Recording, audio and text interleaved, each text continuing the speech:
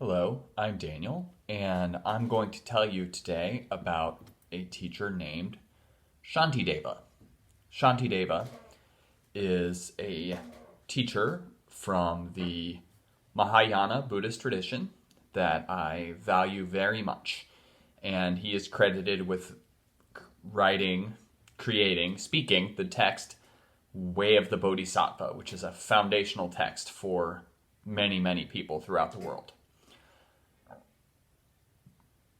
And so that's why I want to talk about him, because I really want to explore his teachings. And I think talking about him is important as well. So, Shantideva, who was he? It's said that he was like a noble by birth, but that is actually irrelevant to the story.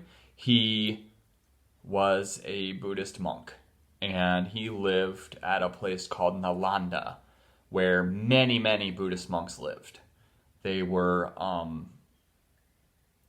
training there. It was like a monk school. And he lived there with many, many other Buddhist monks. And he, 500, it said 500 people lived there. And he just did what everybody else was doing, but he was bullied. He was sort of bullied, and we'll talk about the bullying in a moment, except to say, I want to say, I thought I was bullied as a kid, and the truth is, when I hear stories of other people being bullied, I think, oh, I was not bullied. That's what I tend to think at this point. But I definitely used to say that I was bullied as a kid. And the truth is, it's more along the lines of I didn't really have friends, or I didn't really have a lot of friends. When I hear stories of people getting bullied, I think, oh, that's way more severe than anything I faced. And the truth is, what Shantideva faced was way more severe than anything I faced. So I used to say I was bullied, and I don't say that anymore. But, so this guy, Shantideva, he's there, and he doesn't have any friends. He doesn't socialize. Maybe he's not good at socializing. He doesn't talk to anybody, really. He just is there and just is doing the meditation and, going to the meals and going to sleep. But that's it. They thought the other students felt like he was lazy because he didn't talk to them and he didn't hang out with them and they didn't see him doing anything. So they actually gave him a nickname, and that was Busuku, which means sleeping, walking, and going to the bathroom. That's what Busuku means. So they called him that because that was their perception was Shantideva. That's all this guy Shantideva's doing. He's just taking up space here. They sort of thought he maybe had became a monk to escape something, or was looking for just a free ride. So I'm going to just go live in the monastery and just sit around all the time. I'm not going to do the work of trying to attain enlightenment or trying to become a wise Buddhist teacher or to try to excel in any way, but rather I'm just going to go live at the monastery and do nothing because, I get 3 free meals, Well, I don't think they ate dinner actually ever. So I get 2 free meals, right? So that's neither here nor there. But the point is that these other monks saw him. They would see him meditate. They would see him eat. They would see him walk around. That's all they saw him do. He didn't socialize. He didn't try to make friends. He didn't give teachings. They sort of gave teachings sometimes. They talked about the teachings they were getting with each other. He didn't do that. He just was not a social person. So these guys, all men, by the way. This is a monastery for monks. It's all men. At least I think so. But these guys, they're like, man, this Shantideva is just a lazy person. He doesn't talk to us. He doesn't practice giving teachings. I don't even see him chant, right? So we should try to get him to leave because I don't want him here, man. I don't want to share this space with him. He's just a loser. Shantideva, they thought he was a loser. They thought, this guy's a loser. We need to get rid of him. I think we can all relate to being bullied a little bit. Like I said, I wasn't horrendously bullied. A lot of people receive way worse treatment than me. I just didn't really have friends. But I find it a little relatable, though. People thought he was a loser. I find that relatable, for sure. He was different, and people thought he was a loser. And I think most of us can, at some level, relate to that, right? At some level, they can relate to that. So these guys, they wanted to bully him, and they thought, how can we hurt him? Maybe we can make him leave. Maybe we can trick him into leaving. You see, Shantideva, he wasn't doing anything wrong. They couldn't get him kicked out or anything, but they thought of a trick to try to get him to leave. And then again, just his presence is annoying them because they think he's lazy. That's all. And because he's not socializing. That's all, really. He's not hurting them, but his presence is just annoying them. So they say, Shantideva's a loser. How are we going to get rid of him? And a guy comes up with this idea, and this is high-level bullying, I think. But this guy comes up with this idea. He says, well, we need to make a new system here at Nalanda where every monk, every student here has to give a teaching. And so when it's his turn, he will be unprepared to give a teaching because, again, he just eats and sleeps and doesn't do anything.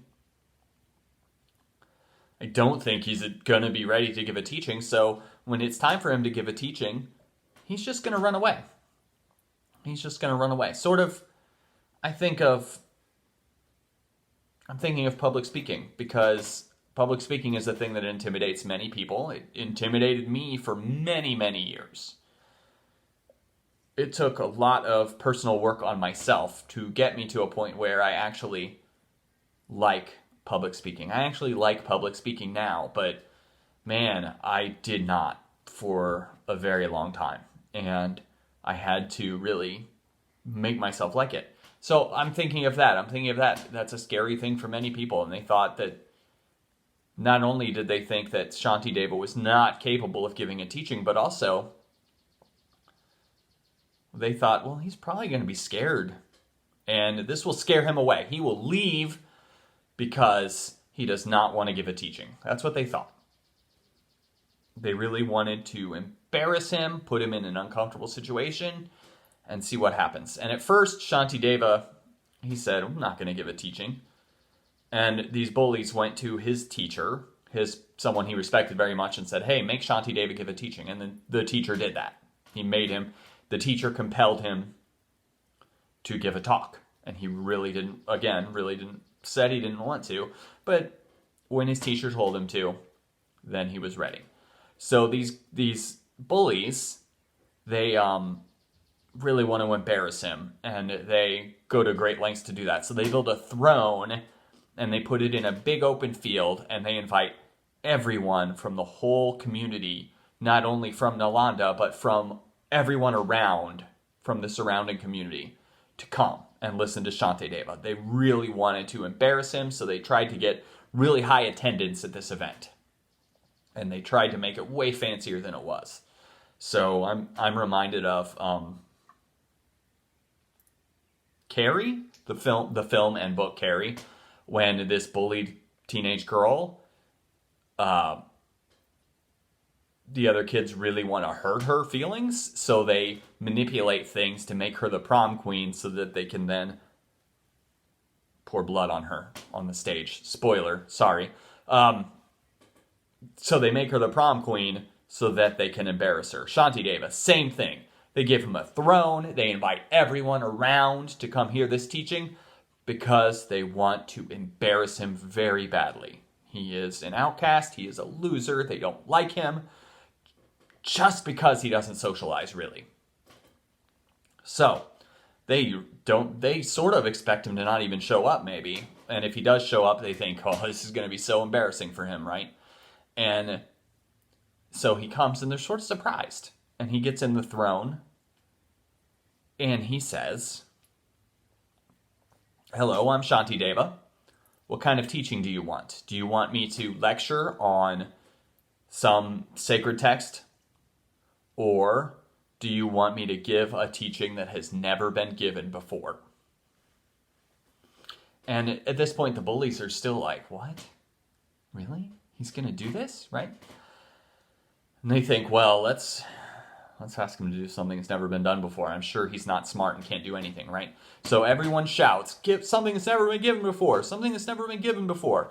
And so Shantideva says, "Well, I have 3 teachings. I have one that's too long for this and one that's too short, but I'm going to give you the Bodhicharya Vitara teaching, which is medium length. Bodhicharya Vitara, which we have translated to the way of the Bodhisattva. Or some people say the guide to the Bodhisattva's way of life. The guide to the Bodhisattva's way of life. Or the way of the Bodhisattva. I'm sure there's all sorts of other ways we could translate that. What it is, well, we'll talk about it more and then I'll explain what it really is. But he says, I'm going to give you this middle-length teaching that's never been heard before. And then he goes on to recite this text, the way of the Bodhisattva. 34 verses he just recites. It's kind of a poetic text, and it's a verse text, like many Buddhist texts are, and he just recites it. So they're like, yeah, give a teaching, and he sits there and talks for an hour, right?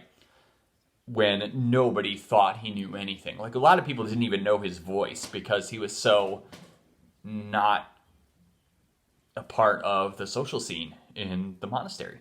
And so he gave this teaching. And it was just amazing.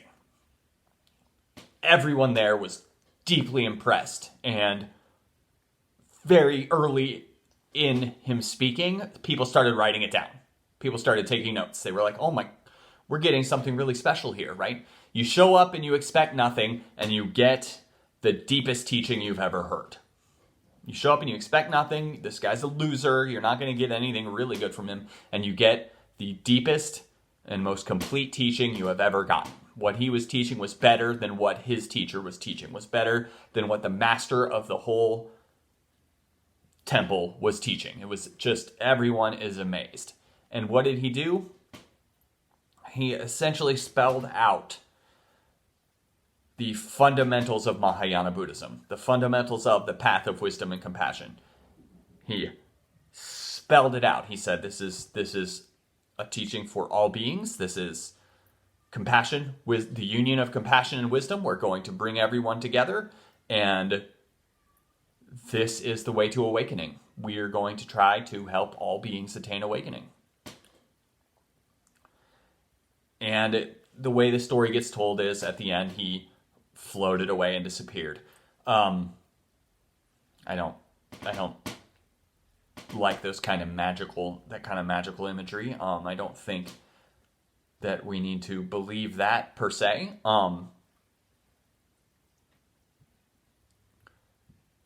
But the point is that he did leave. He left. He was gone. And so everybody is just thinking, oh my gosh, Shantideva was really wise. And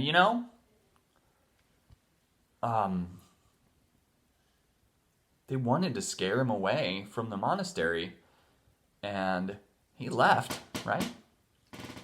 He left. So, technically you could say, I guess it worked, but not how they wanted it to work, right? And I'm going to read to you one quote from him.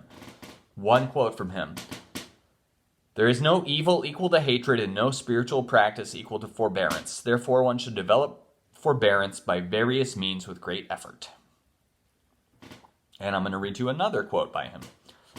May the poor find wealth, those weak with sorrow find joy. May the forlorn find hope, constant happiness, and prosperity. So, it's a very quotable text, right?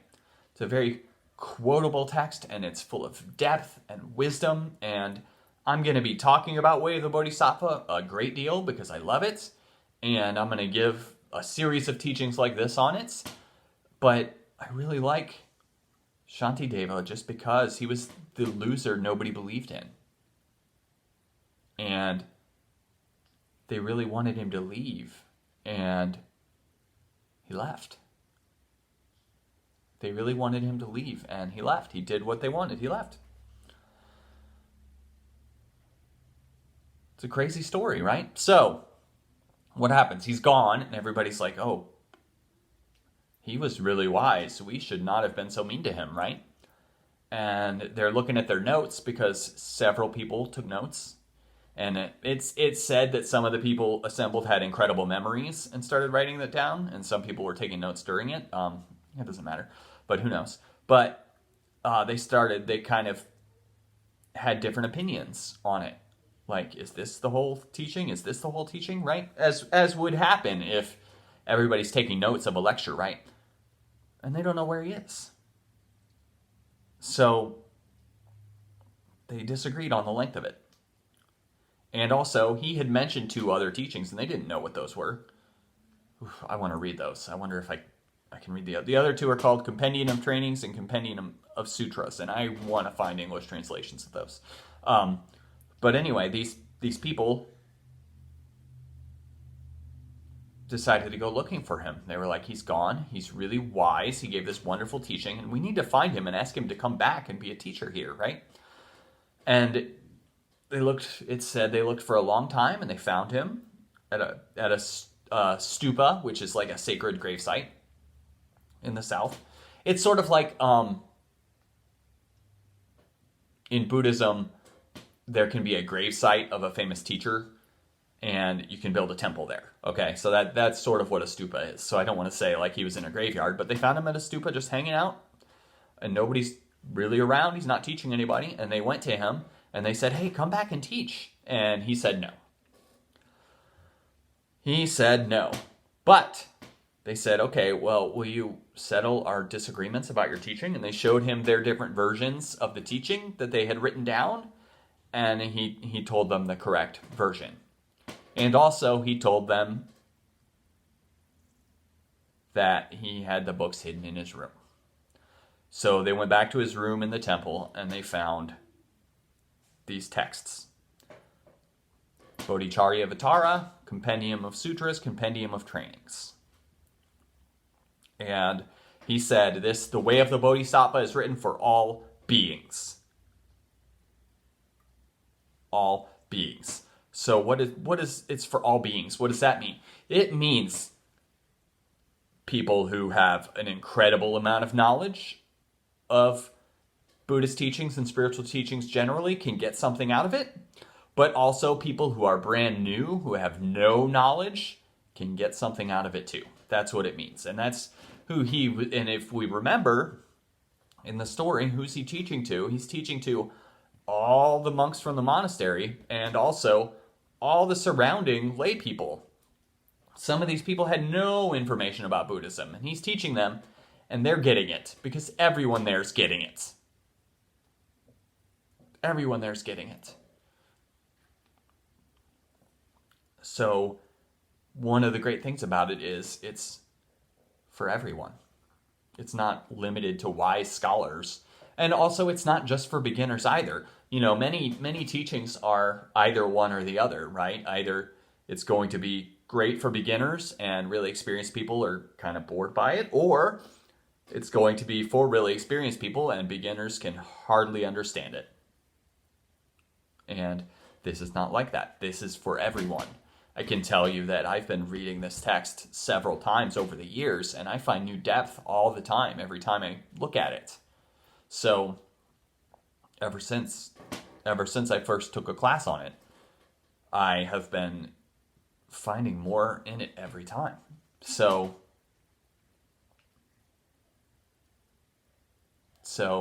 that's it. And I do want to find out how I can get copies of Shantideva's other teachings. But this Way of the Bodhisattva, I'm going to do a series on this because It is a wonderful text, and it means so much to me, and I think it will to you too. It's really the kind of teaching that we can take with us and continue to find meaning in forever. And I love Shantideva just because he was bullied, because he was a loser. That is so meaningful to me, and I know it is to many people, because many of us feel that way or have felt that way, right? And they wanted him to leave, so he left. He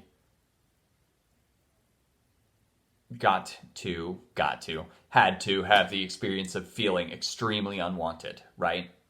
Extremely unwanted, because he knew what they were doing. So he had that experience of feeling extremely unwanted, and I know that's an unpleasant feeling, right? I think we all know that's an unpleasant feeling, and he had that experience, and I think sometimes in our lives we all have that experience of being extremely unwanted. So they wanted him to go, so he went. So that's it for today. Thank you for taking the time to listen to me. And this has been the story of Shantideva. Have a good day.